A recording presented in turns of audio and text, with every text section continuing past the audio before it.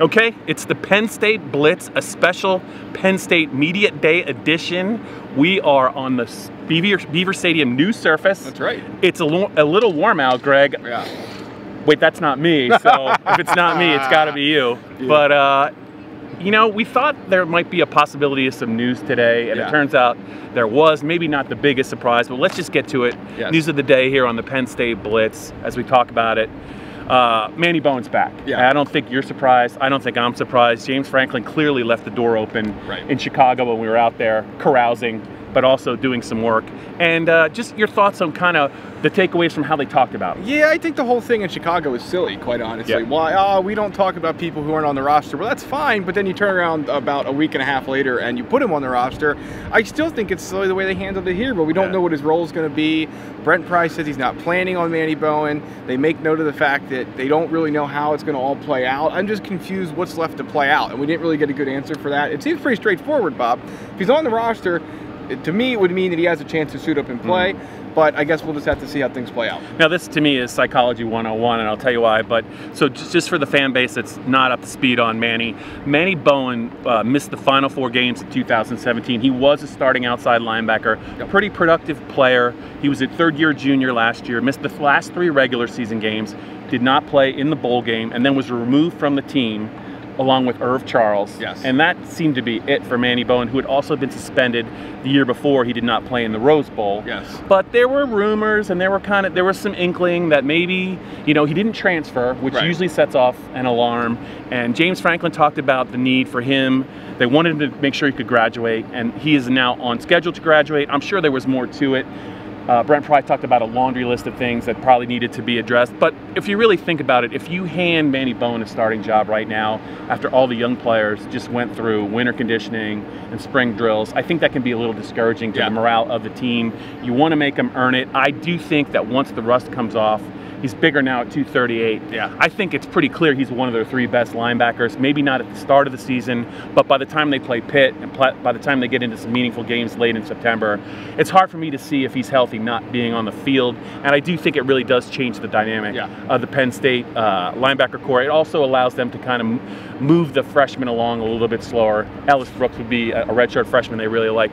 But I just think that Manny Bowen could really help the team. But the question of how soon he's going to be ready. Right. How soon is he ready? As far as we know, he wasn't doing any football activity since, you know, the winter, the fall. So you just wonder, Bob, how soon it is until he's ready to go and until he's set to play. And the other question too is what kind of role can you put him in? Is he an outside guy? Do you put him more in a hybrid safety kind of role? You almost have a chance to mold him now, don't you? Because he's been around, or not been around rather, so you can maybe move things up with him if you like. Bob, I know there's 2 linebackers since we're on the topic that you like, Ellis Brooks and Jan Johnson. What did you learn about those 2 guys today? Well, I mean, as they head into what will be their second practice as we talk, there's really, I think, only 2 linebackers in the picture right now that play in the middle, Jan Johnson and Ellis Brooks. Jan Johnson is a walk-on from the Reading area, a really good wrestler in high school as well.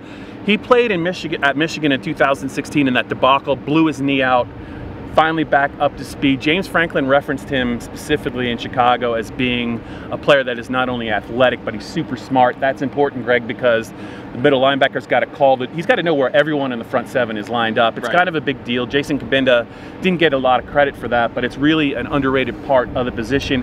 I think he's the guy to beat out. I think they like Ellis Brooks. I talked to him. He told me he's become a long way in terms of the mental aspect of the position. He's clearly physically ready to play.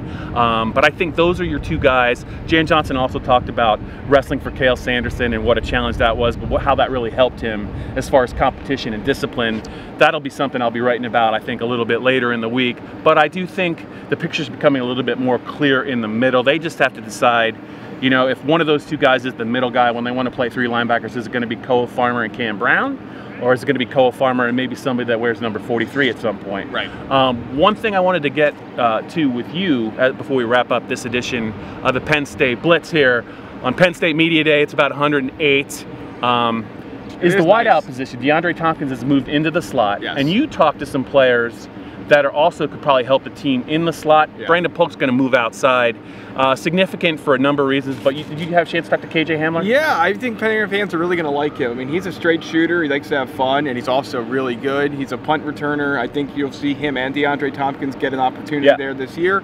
I think you'll see a lot of him on the field, too. He's not a big guy, but he's shifty. He's really good, Bob.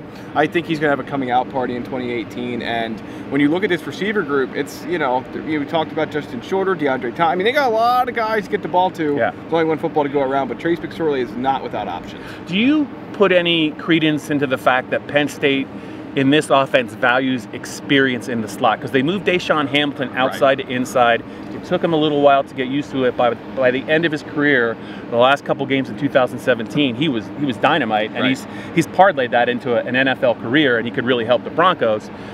Do you think it's more because they want to take a look at Justin Shorter outside, or they value experience in the slot, especially early in the season, and they want to get DeAndre Tompkins in there? Yeah, to me, Shorter definitely has some kind of role in the whole thing, but ultimately, to me, what it comes down to is they like a guy that has a little bit of wherewithal in the slot, a guy that really knows the offense well, and a guy that, as we saw with Deshaun Hamilton, often can be a security net of sorts. Obviously, Deshaun Hamilton made a lot of deep plays. He also made a lot, Bob, that just got 5 or 6 yards, but kept moving the chains of the ball down the field. So I think that they get a nice move there with Tompkins, and he's easily a candidate to be among their most productive players this year. Okay. Any final thoughts before we wrap this up? Penn State Blitz. We're going to have more stuff later in the week. Anything else striking your fancy? Do you like that turn of phrase there? I do. Is there anything on your mind? What's the question of the day now that we know about Manny Bowen? What's the biggest question in your mind that's left? For me, I'll just be quick. It's Menet and McGovern Garter Center. My only question involves Manny Bowen, and in honor of sports betting maybe coming to Pennsylvania in the next 30 or 40 years, if you were going to set a betting line as to what week Manny Bowen starts, what would it be? Be over under 4.5. So I'm looking at the Ohio State game. You got to decide whether he gets into the starting lineup before then or not. He starts week 2 at Pittsburgh. Under. Mark it down. Under. That's it for this edition of the Penn State Blitz.